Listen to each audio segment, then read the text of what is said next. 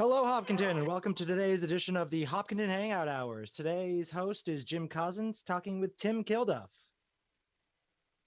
All right, thank you. It won't just be Jim and talking to Tim. It's going to be Jim and Tim talking to Bob Dobinski, who is just arriving in our Zoom meeting.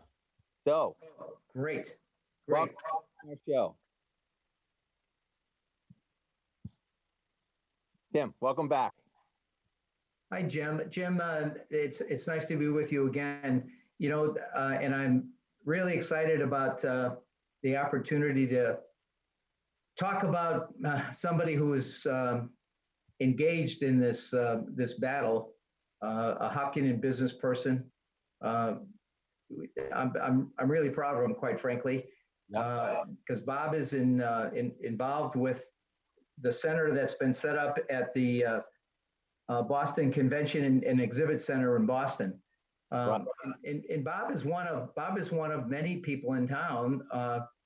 Some of us get a little frustrated because we can't engage. And I'm living vicariously through Bob because he's engaged in this challenge. Bob, thanks for being with us. Happy to be with you. Good to see you, Tim. Well, we may do just a quick little tutorial.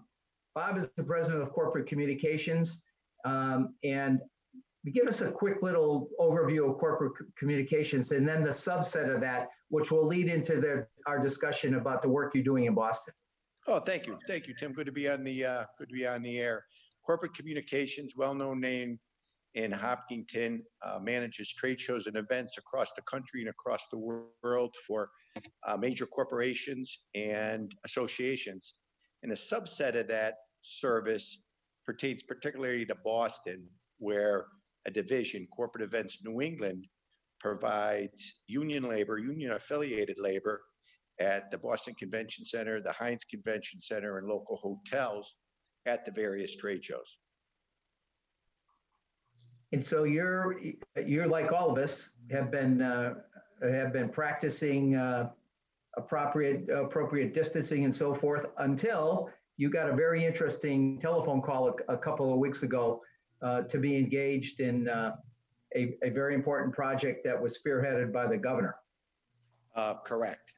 2 weeks ago tomorrow at 8 o'clock in the morning, we received a text message from Local 25, our union Teamster affiliate, to say an activation might take place at the BCEC. And if so, we were allowed the opportunity to put together a proposal to provide labor to assist several trade unions in the activation of what we now know as a 100-bed treatment center. Wow. Excuse me, 1,000-bed treatment center. I thought there was a little miscalculation there. 1,000, big difference from 100, isn't it?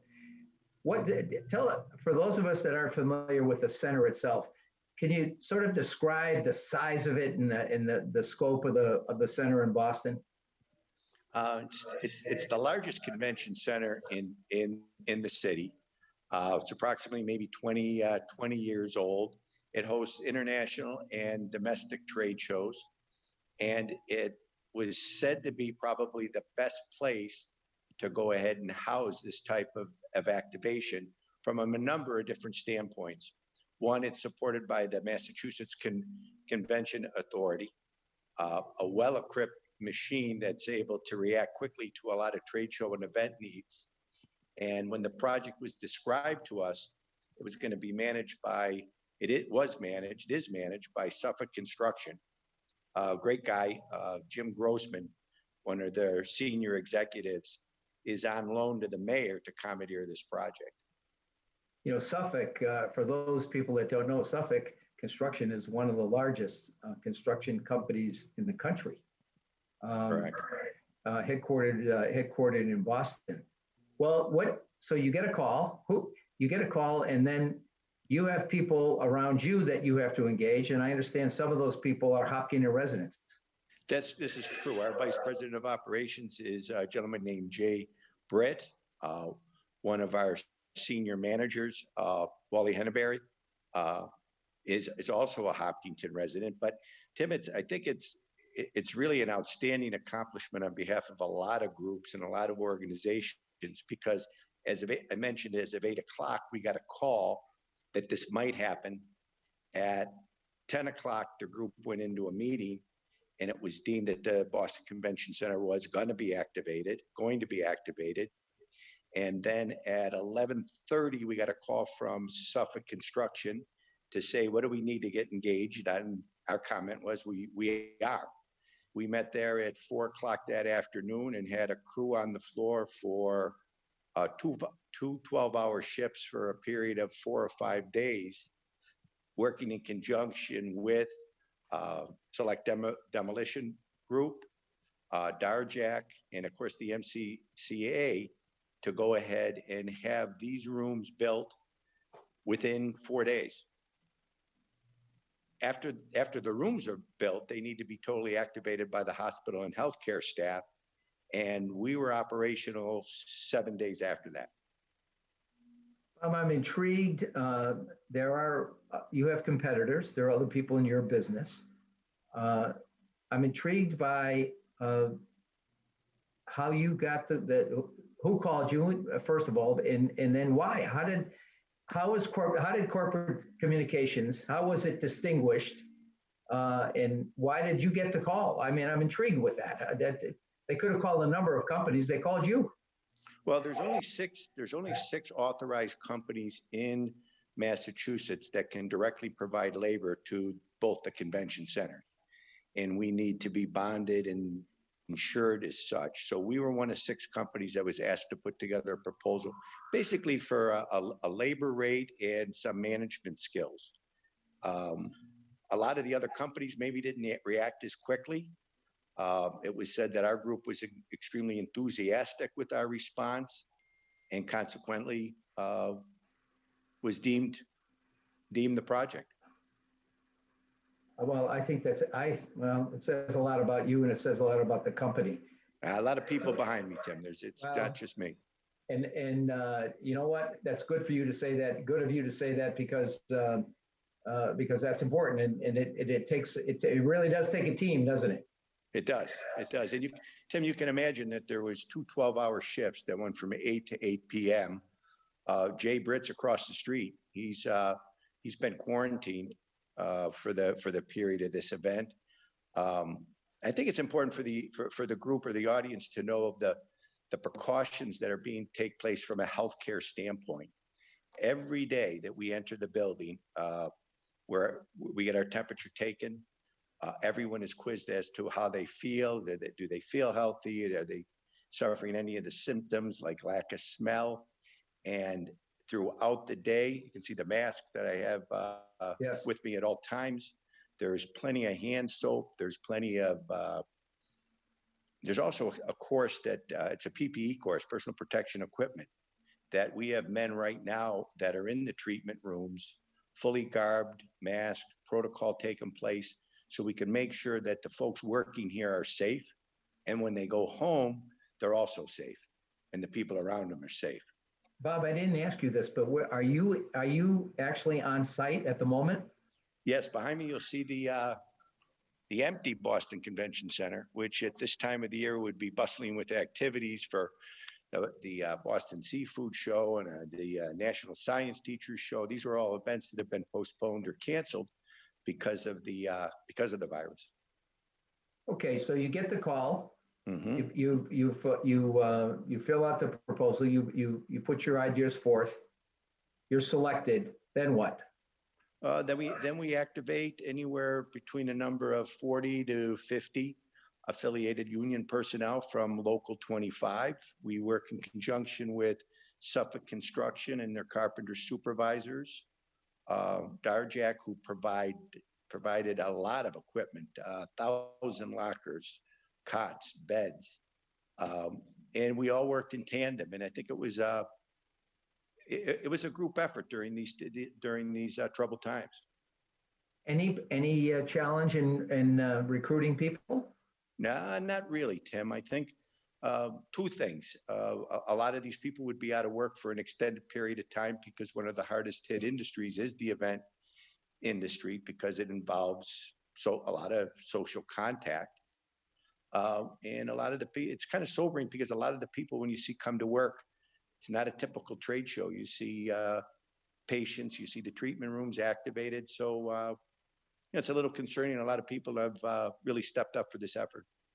Yeah, yeah, I can imagine. I can imagine. There are a lot of, that's, and I think there is some frustration on the part of a lot of us that I, with a smile on my face, said that I'm living vicariously through you on this. I wish I could be there with you, but one of the things that all of us need to do is what the governor asked us to do. And if you're physical distancing, yeah, right. And is that a challenge when you're working in and around when you did the setup, for example? You had 50 to 50 plus employees. That had to be a challenge, and just in terms of the social distancing. At the start of every at the 8 o'clock or the 8 p.m. start, there was safety officials here that gave a tutorial. That was done at breaks, and we're very careful to go ahead and follow that protocol as much as we could. A unique attribute, originally when the activation took place, as I said, it'll be 2 weeks ago Friday, it was said to only be in one of the halls, C halls, for 500 rooms. And B hall, as we refer to, was going to be activated by the Army Corps of Engineers.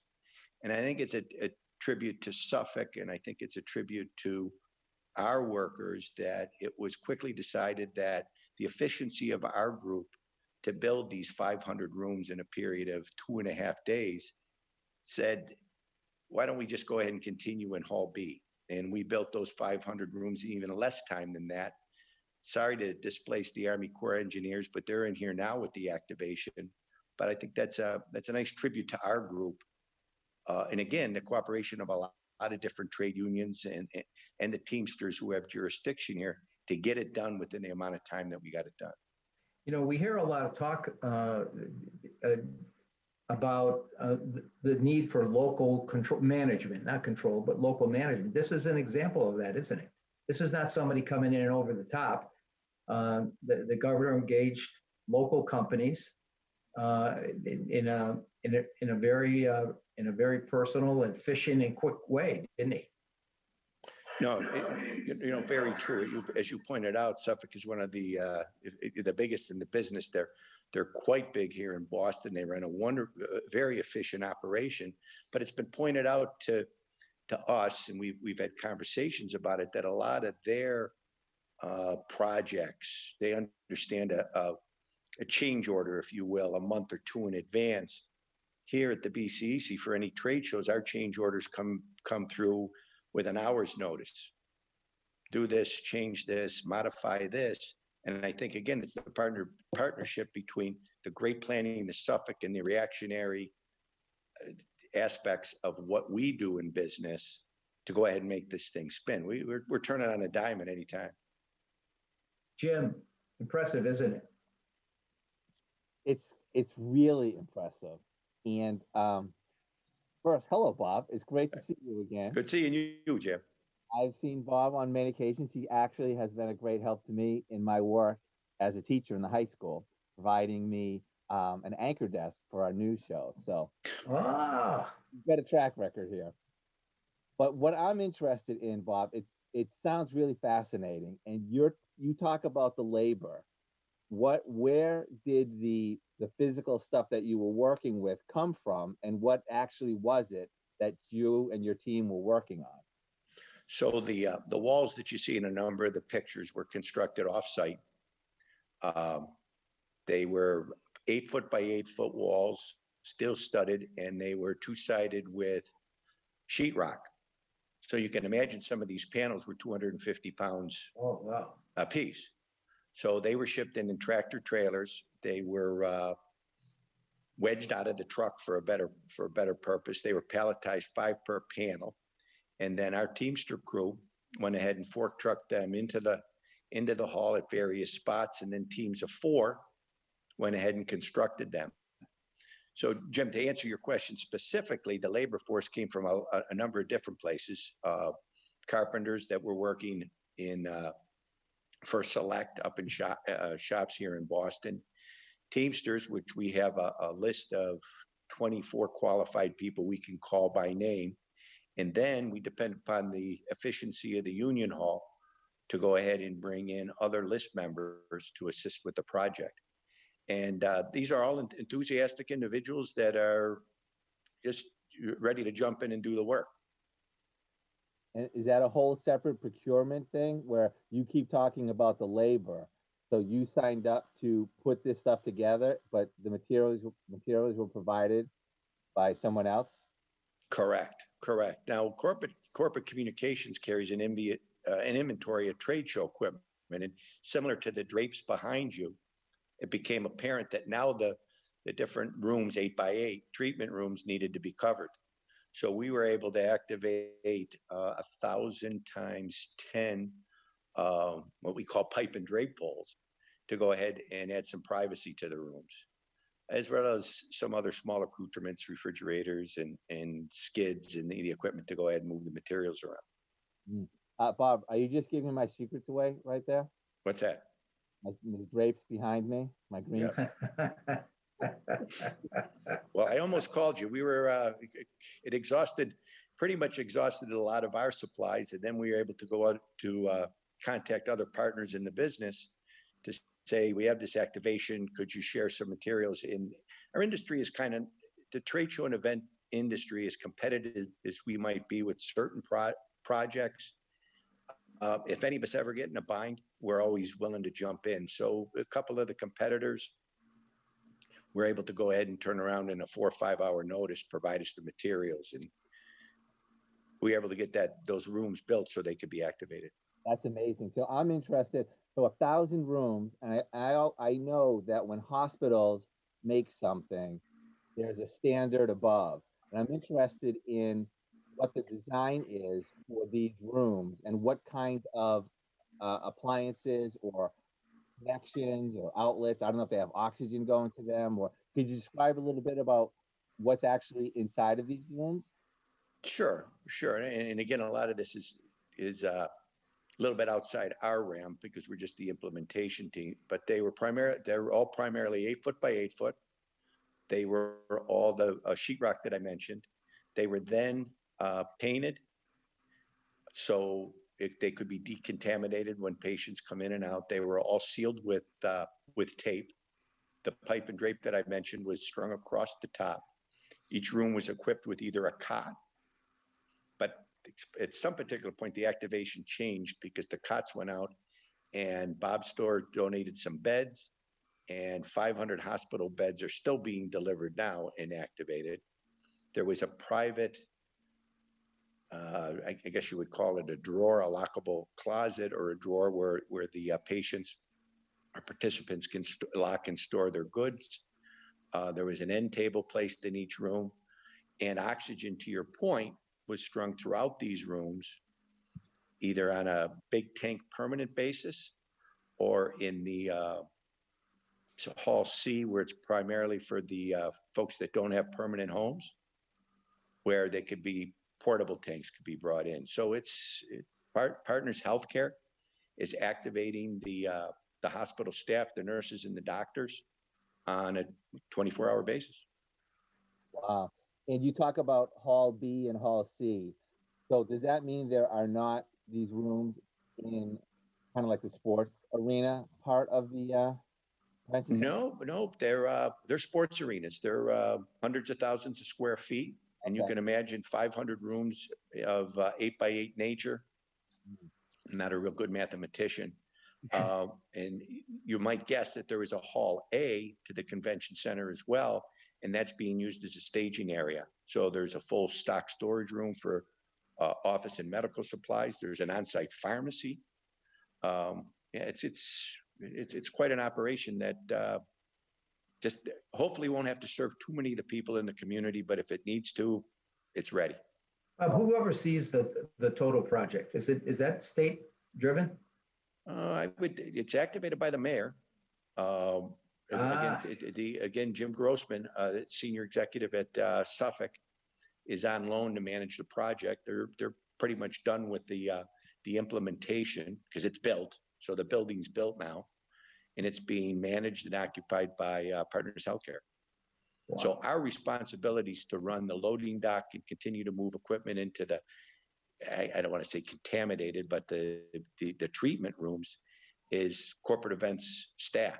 So if we were to go downstairs and take a look, we probably have a staff of 20 people, 15 to 20 people. And I would say half of them are in the PPE suits now with the masks and the gowns and the gloves and the protocol, moving materials from what I mentioned is A hall, the staging area, through a little incubation room and then into the hall. And all this stuff is being decontaminated afterwards. And the precautions are just unbelievable for our group.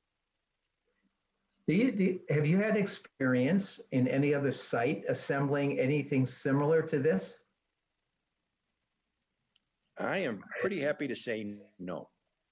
This is the first activation of this nature that we'd had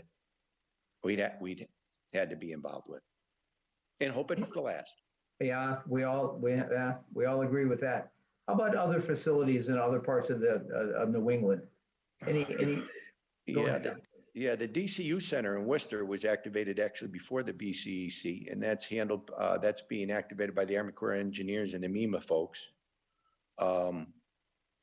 Quite honestly, Tim, over the past couple of weeks, I've been kind of preoccupied with this project, so my finger's not on the pulse of what's going on in the rest of the region. Well, it's one of the things that I wanted to explore with you a little bit in the time we have left is the trade show business. I mean, obviously, there's a huge facility there. It's probably one of the best places in the country to hold conventions, I would think, and exhibits. It's had to this virus has had to have a very huge impact, negative impact on the business. Well, yes, and unlike a lot of other economical negative impacts, this happened almost immediately, where corporate communications with its national business, unfortunately, had to furlough a number of its people because trade shows across the country have been canceled. Other convention facilities like the BCEC have been converted for patient care, and it's kind of come to a standstill.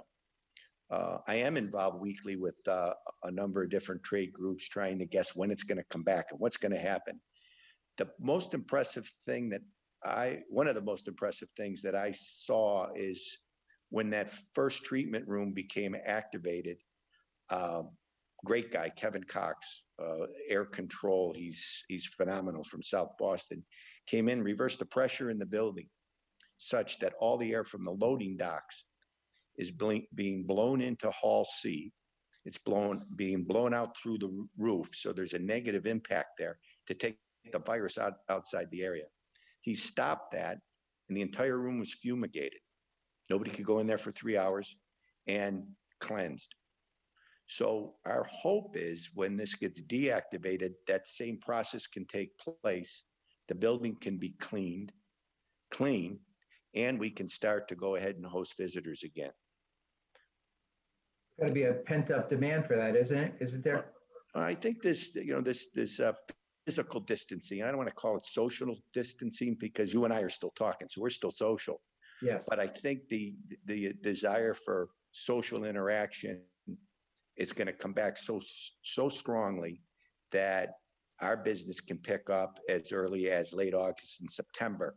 I'm not an expert by any means, but that would be our hope and our prayer that we could regain the social aspect of our industry quick.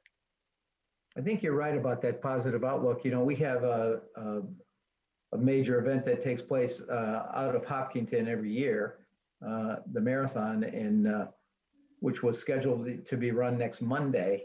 Right. And the collaborative nature of what you have been through took place between the governor, the mayor, the cities and towns along the race course, and the Boston Athletic Association. And they very early, you remember, postponed the marathon. I think, well, first of all, it was an unprecedented move. The governor's going to create a holiday in September. I think that the marathon will be, not in terms of the size of the field. There's 31,000 people signed up. I think most of them are going to run. And I think that the attendant publicity and interest and excitement is going to be huge. I can't disagree with you. I think as pent up as a lot of people, and we've been fortunate, although this is not the activity we'd like to be involved with, we still have quite a bit of activity, interaction with folks that aren't quarantined per se. So I'd like to believe the same thing, Tim. I think people are going to come back, and I think they're going to have a new understanding of, maybe they'll have a new understanding of relationships, good and bad. And Well, appreciation for, being able to run the marathon. Mm. well, in this collaborative nature, you can see, Jim, this, it's kind of an interesting, almost web that Bob was part of, piecing and stringing and attaching and connecting various pieces. That had to take a lot of attention. Somebody's has got the brain power to pull it all together, and then you had to be focused on that. I think it's pretty impressive. I'd have to say the cooperation level is just, and yet times like this, you want to be proud. You want to be proud of the fact that you're part of the state of Massachusetts, you're part of the city of Boston, and you're part of a lot of people that are able to rally together. Not to get too mushy about things, but it's kind of sobering to some point.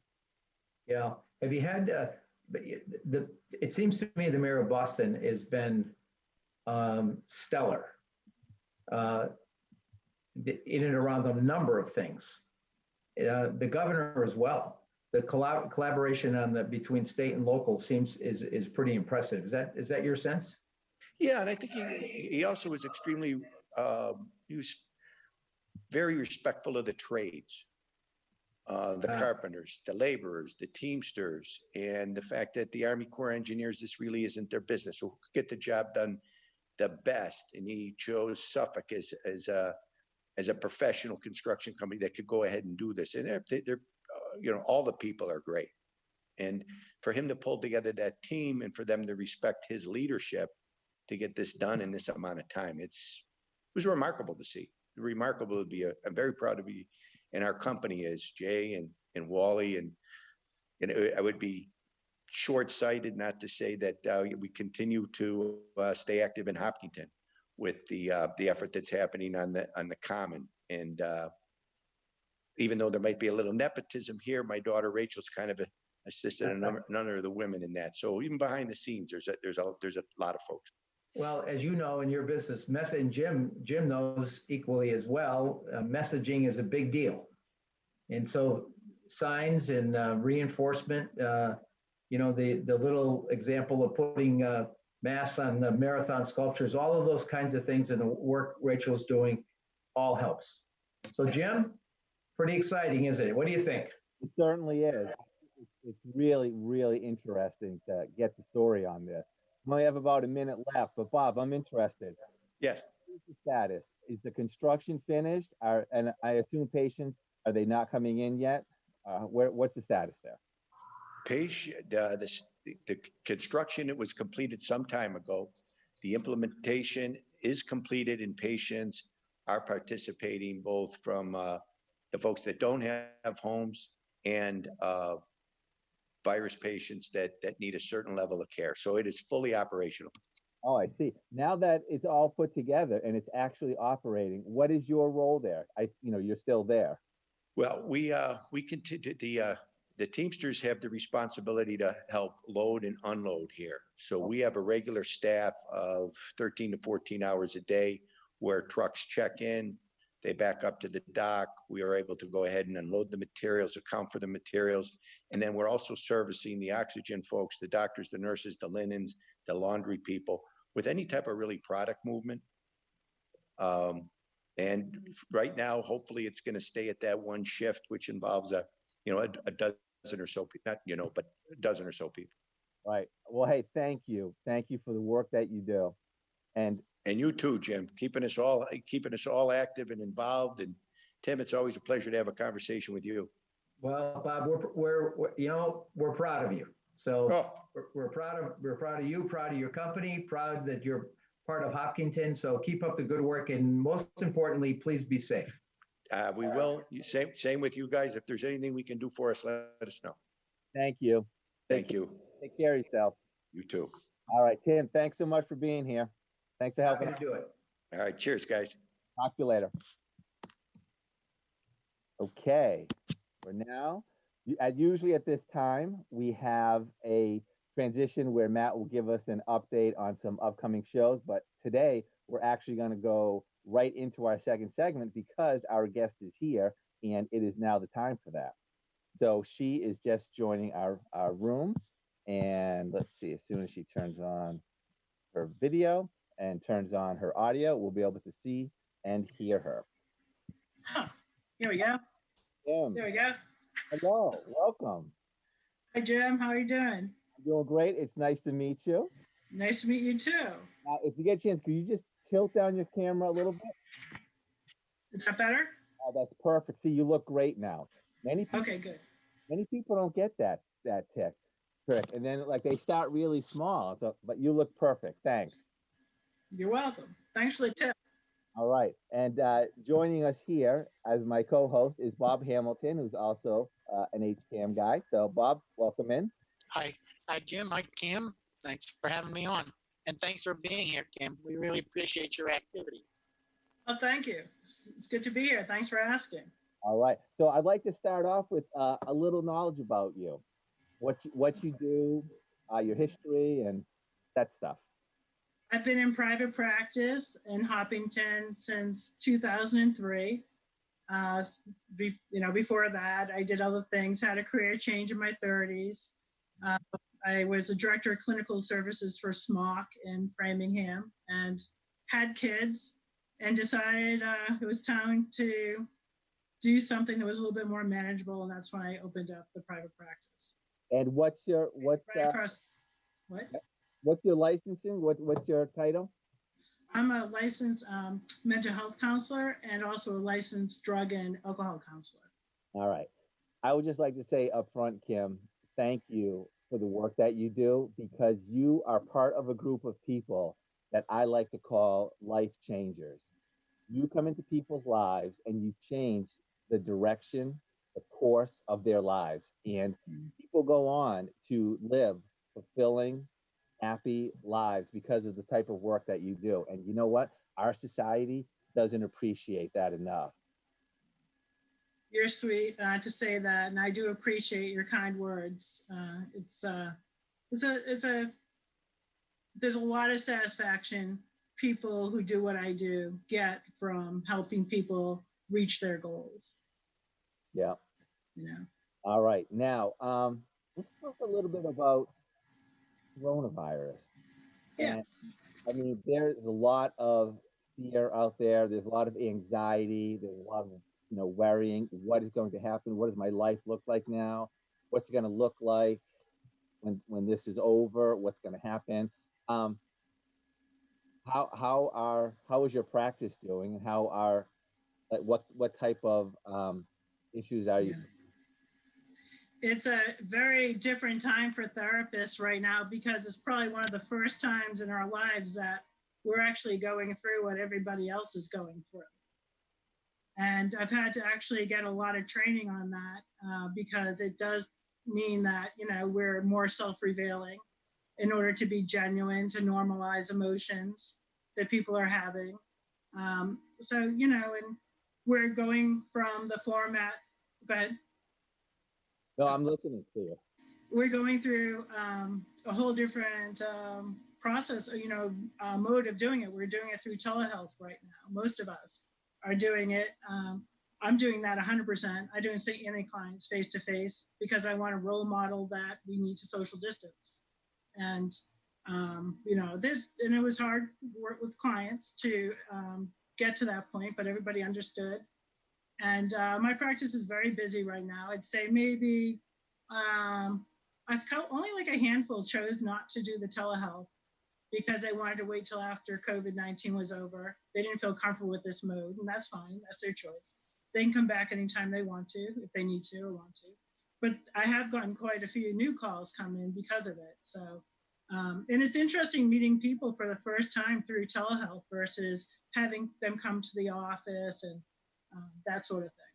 That's really new. And I think it's going to be really fascinating to see if this sticks. if the insurance company can recognize that this is a valuable and a viable option, that may perhaps, I don't know, make Yeah. more care available to more people. Because I don't know your perspective, but my perspective is there are not enough of healthcare providers in our area. And when Yeah. there are not enough that are in network, that are covered by your insurance. It's crazy. You know, when we look for care, oftentimes we have to go really far away. It's true. I was fortunate enough that I started doing telehealth about a year ago. And I was doing it because there was an insurance, it's not really an insurance company, but a quasi insurance company approached me and some other people. And I've been doing that. So I actually provide telehealth to some people in Brockton who don't have enough access to mental health. And I also have been doing it for kids who are in college, who, they really are limited by transportation and other things in time to actually go to see a therapist face to face. All the research shows is just as effective. I find it to be. My preference is to do face to face. It will always be my preference. But I actually do see that people are doing very well using telehealth, and people warm up to it after a while. Right, right. So you said you started about a year ago as like a pilot or something with the company? You started to see a shift in that this was going to be the way that the millennials and younger people really wanted to do mental health counseling. They're used to this format. They're more comfortable with it. And I knew that I was going to need to have it be part of my toolbox, per se, to make sure that I continue to be viable in this field and to reach people where they want to be reached. Right, right. And actually, and Bob's got a question, but before I get that, I just want to follow up on this thread. So about a year ago, what were you using? Were you using Skype? Were you using something proprietary, or how did that work? Was I using what? I'm sorry, I didn't hear you. Skype? Like, how were you doing telehealth a year ago? Because Zoom wasn't around a year ago. It kind of was in some ways. Lyra is, I don't always want to mention insurance companies by name, but Lyra is really out there right now. And a lot of companies are purchasing this particular company to do their EAP work. And they're almost 80% telehealth there too. So I started working for them a year ago. And there's some insurance companies that have been really good right from the get-go, and they pay the same amount. And Optum's been very good. Cigna's been very good with it. Blue Cross Blue Shield's a little bit behind, but I do think that everybody's going to be doing this more. I don't think it's going to be reeled back. This is going to be the way it's going to be. Yeah, but what video program do you use? I always use a HIPAA compliant format, and I use DoxyMe. Okay. And I didn't do a lot of research. It was the company I was working with had recommended, and they gave me a lot of training. So I went with what they had suggested. But there are other formats that people use. Right, I get it. Okay, thanks. Now, Bob, do you have something you want to say?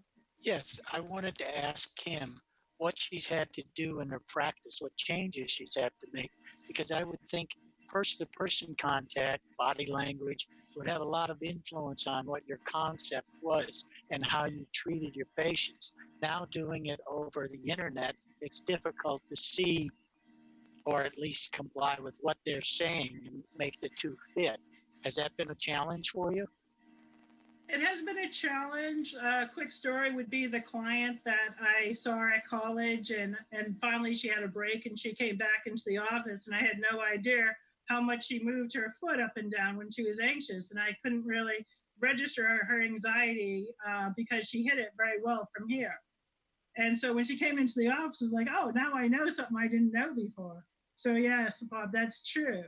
The other thing, though, on the upside of it all is I will say that I do find, especially during COVID-19, people feel a lot, and people who've had trauma backgrounds, and that's one of my specialties, is that people feel safer in their own homes talking to a therapist than actually going out to a therapist. So it has other benefits that we have to weigh sometimes. That's interesting. Do you find it harder to hold people accountable over a telehealth session rather than being physically present? Holding people accountable is a very interesting term, and I can see what, but that in order for therapy to work, people need to be motivated. And if they're not motivated, nothing's going to work. So I don't really hold people accountable. People need to hold themselves accountable. I will suggest and make some recommendations, but people can do it or not. I don't really invest in that because I figure the people who are motivated end up making good changes. Those are not going to make changes anyway. I see. All right. It's the Now, only way. It's the only way to stay in this field is to not feel like you're accountable for people's successes. That I really truly believe it's the relationship and it's really the client doing all the work. I just have some tools that I can use and I can guide, but my clients need to be proud. And everybody who's doing therapy, when they reach their goals, they should own it. They did it. yeah. I also think you're right.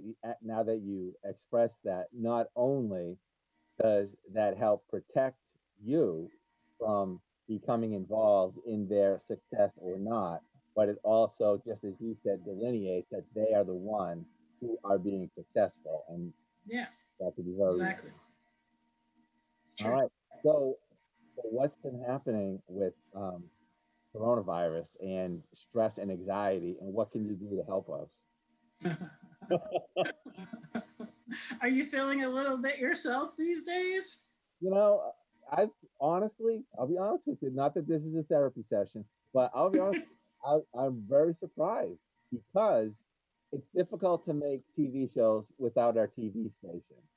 We've come across this new format, and we're actually pretty excited about it because it is helping us to focus on connecting communities, which is what we live for. So this has been a really good insight into things that we can do. At the same time, everything just takes longer to do. And I'll be, you know what? I'm just going to say it, okay? The people who say, "Oh, I've cleaned out all my cabinets," and "Oh, I'm cleaning out the garage," where are they getting this time from? I've been saying the same thing as well. I'm like, wait a minute here. Everybody talks about this free time. Anybody who's doing what you're doing right now, I know the rabbi of my synagogue, everything's gone online. And I know that she's really working more than she has ever, because especially as you're getting things up and going. And it gets a little easier over time once you have things in place. But initial upstart, I'm sure that you had to do took a lot of you had to research a lot, get comfortable with it. I got to rewire the control room, and I Yeah. do say I I say that really tongue in cheek because I'm really blessed, to be in this position where my job of connecting people is taking a turn, but it's still able to be done. And I know there are so many millions of people who aren't able to work right now. And I think that, is just tragic.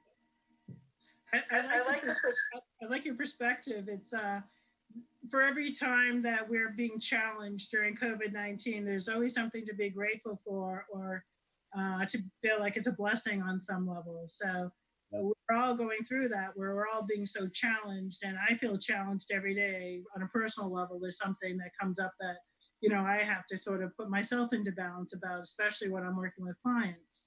Yeah. And but it's there are challenges, and there, like you said earlier, there's just so much to learn in this whole thing. Even just setting up these Zoom sessions, and you choose to do them in the future for different reasons. It's so funny that you said it because just last week I was telling my staff, you know what? I don't think this is going to go away. I think that when we get back into the studio, which you can see right behind me, and we're making TV shows, there will still be a place for this type of connection because it's just so good. I don't want to lose that. Yeah, same here, and that's why I like to have it as an option because sometimes in therapy, there are times for it. Somebody has to go away on vacation and they don't want to miss a session or something's coming up. We can connect. If somebody can't get out of the house because their kids are sick, but they're taking a nap and they want to talk to their therapist, they can dial in.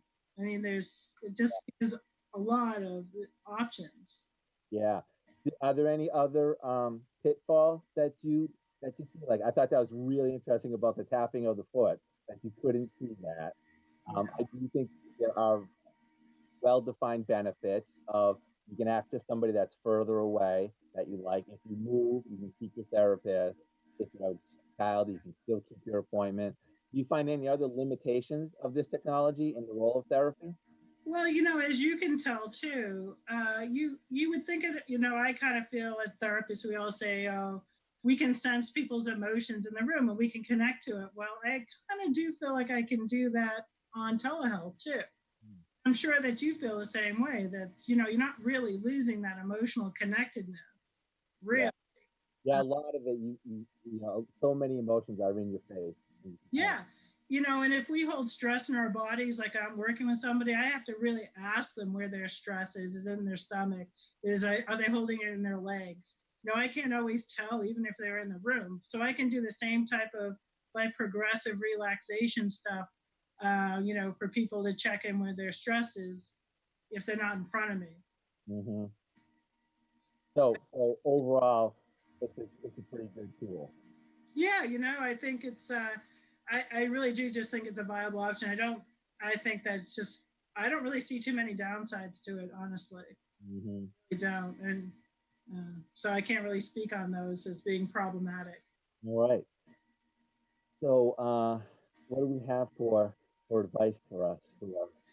Well, the one thing is we all know is everybody's been getting a lot of advice through this about what we should and shouldn't do. So, it's sort of been part of the whole thing. And I know people are a little maxed out about that, but we want to think about this. And COVID-19 is really affecting us and overwhelming our bodies and overwhelming us. And we're got a lot of more cortisol kind of happening in our bodies. And that can really come out for people. This feelings of overwhelm can come out. Some people are getting a little bit more angry easier. Some people I know are getting more panic attacks. Some people, they're just overly anxious. I know some people are dealing with more guilt, believe it or not, that an overwhelmed system can make somebody feel, not feeling good about themselves. So when we have this amount of cortisol in our body, it actually even starts to deplete our dopamine, which can make us feel a little bit depressed. So you go back and forth sometimes by feeling overwhelmed, and then maybe I'm feeling a little down. And what we have to do is, okay, what do we need to do to reset? I mean, I don't know how many times you've reset, but I've had to reset a lot. Like every day you're resetting. You hear something in the news, one of maybe in your family, COVID-19 has affected you in a certain way. We're all trying to find how to reset. And what they've been saying, we all know. You have to breathe and relax every now and then. We have to continuously exercise and be in movement. We just can't be like still, because that's not good for our bodies. And at the same point in time, we have to relax. We can't be on the go. And it's interesting because what's interesting about COVID-19 is that whatever you had before, you have more of it now. So if you're that person who can't slow down, you're going to be more of that person who can't slow down. And so you need to be that person who rests and relaxes and gets comfortable with that. And so many people have a hard time with relaxing, just being present in the moment, And then there is those people who relax too much and aren't in action enough. And they have to be more, they're just more relaxed and more inactive. So it's sort of interesting that whatever is going on for us, more of it's going on during this time. Wow, that's really interesting. I never thought of it that way. Although I do think I'm not complaining, but it's unfortunate that so much of my mental health relies upon physical activity. Because, a lot of my job is not physically active, and I'd like to be working on that, but I gotta try to move my body some more and get some exercise. I hear you. I think of my job. I'm sitting for 50 minutes at a time. My caseload is pretty high right now. So, the good thing is I can wear jeans and sneakers to the office now, and I can actually, stretch a little bit more in between sessions. But for the most part, we're in sitting professions or standing and not moving. Right, exactly, exactly. And you know, I am wearing my jeans. There's been a lot of talk about people on Zoom meetings. Yeah. I have my jeans on. How about you, Bob? You got your jeans on? I do. I even have my HCAM shirt on, so I look professional today. You do. I don't look stressed. Don't start saying. I'll leave it. Yeah, So other things that are helpful, and we all know it, is connecting with people. And uh, COVID-19 is like it's like preconditions to trauma, where we have lack of, you know, we have lack of predictability. We don't know what's going to happen when. You know, we have lack of safety. We have to be, you know, we're living in times that are unsafe. yeah, We are not able to touch somebody and give them a hug. Well, we like to touch. yeah. People who are living at home are having a very hard time right now because there's just no touching, there's no hugging, there's no nothing. So Right. really having a hard time. Yeah, I personally find it difficult, Kim, that you're not able to just step outside and go for a walk or step outside and walk around the house. It's almost like you feel trapped inside. And that might make it, may not make it difficult for me, but I'm sure it makes it difficult for my wife. And she's a saint, so that's lucky for me. How come you can't go outside? Well, when I say go outside, I mean further outside than that. I can go out and around the yard, but I can't go across the street and talk to the neighbors, or I can't go, even when I go to the grocery store. Right now I'm bundled up with a mask and gloves and hat and scarf. And so I don't feel like I'm connecting out in public.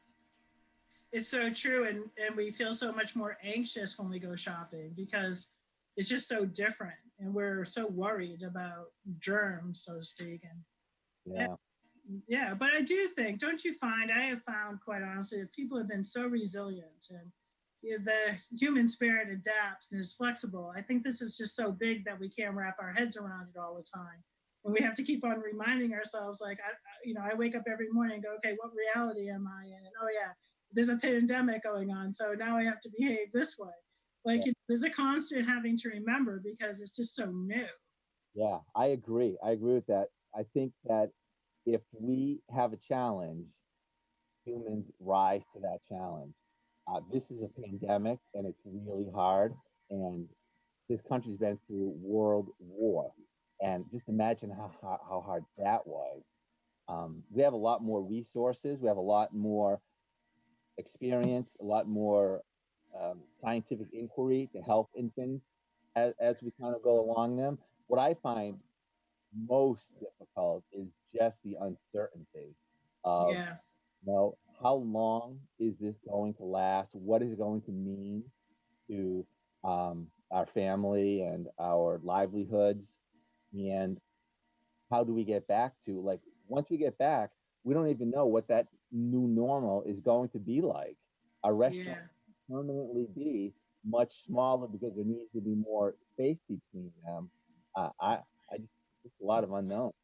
It is a lot of unknowns, but the only way to get, to validate what you're saying, yeah, it's very scary when we go down that train of thought because we're all doing it, and that's when the anxiety starts to build. And what we have to do is reel ourselves back, and we have to just live in the moment, in the day, do the best we can today, and prepare for tomorrow as much as we need to. But not we can't predict tomorrow, but we can also, as many fears as we might have, as you yourself said, Jim, there's going to be some things that come out of this that are necessarily, going to be transforming our world, our culture, and those things might be very positive.